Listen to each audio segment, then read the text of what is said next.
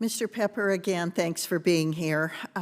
As you know, I've been focused on concerns about PFAS, and I want to ask you about that as well. How are the regulatory requirements from EPA driving up operating costs for water systems? So this is PFAS and other ways in which EPA regulations drive up costs. Regulatory environment right now is expanding. The lead copper rule has been revised, requiring that we get lead service lines out. We all appreciate that has to happen, but it's very expensive, and the amount of money that's been designated for lead line replacements is woefully inadequate. I think that you throw in PFAS on top of that, both at the MCL level as well as at the CERCLA level, and that becomes just an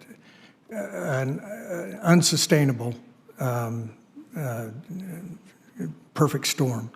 It just can't, and we all want clean water, and we want safe, affordable drinking water, but there has to be an approach that allows that. I make the statement a lot, and I'll go on the record.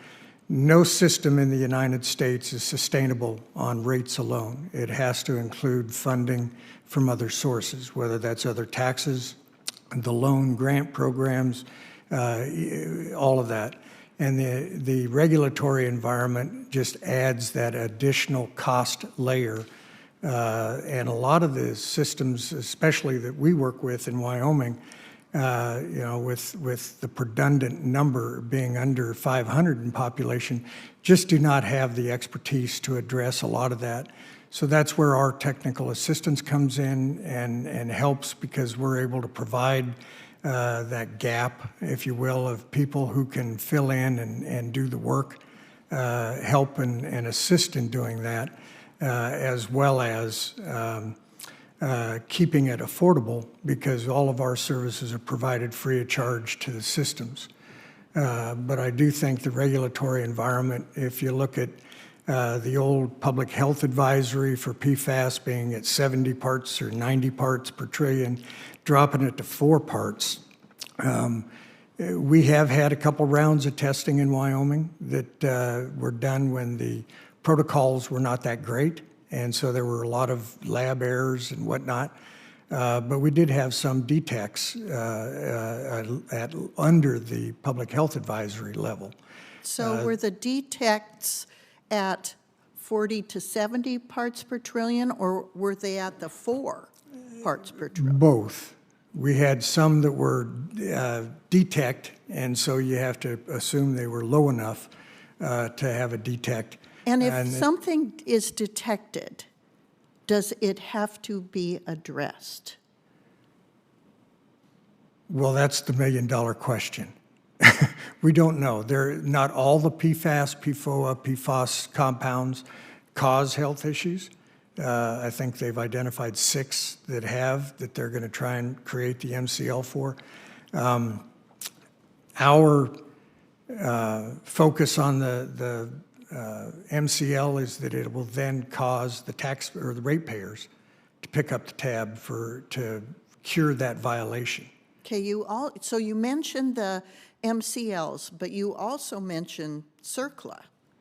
So the role of CERCLA in this is that water systems could bear the liability costs, correct? If EPA moves forward with designating certain PFAS compounds as hazardous substances?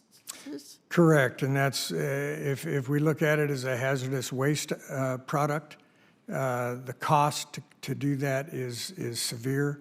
In Wyoming, the closest lab that would be able to do any of that testing is Cincinnati. So you've got the shipping costs, you've got the hold times, you've got all the issues of lab testing. The closest Subtitle C hazardous waste disposal site is in Utah. And thinking of And there isn't anything close enough, so I can use this one. Sundance, from Sundance to Salt Lake is a heck of a trek. Yes, it And so all that hazardous material would be expensive as all get out to transport.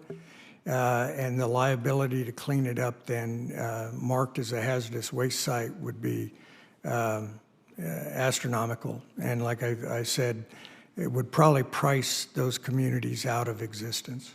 And normally, under CERCLA, the polluter pays, but if the substance is there and the polluter can't be identified, the ratepayer could pay, correct? Correct. And that's where we run into non-point source pollution, when you can't find that person.